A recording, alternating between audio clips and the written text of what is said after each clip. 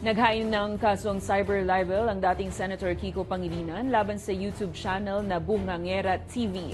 Batay sa inihaing reklamo ni Pangilinan, nagpo-post umano ang YouTuber ng mga video na nagpapakita na pinagmamalupitan umano ni Kiko ang asawang si Sharon Cuneta at mga anak nito. Ayon sa dating mambabatas, nakasisira ng reputasyon ng naturang vlogger at pansarili lamang ang hangad nito para tumaas ang bilang ng subscribers at viewers. Humingi naman ng tulong si Pangilinan sa Cybercrime Division ng National Bureau of Investigation para kolektahin na ang mga videos at malaman ang pagkakakilanlan ng may-ari ng Bungangera TV channel.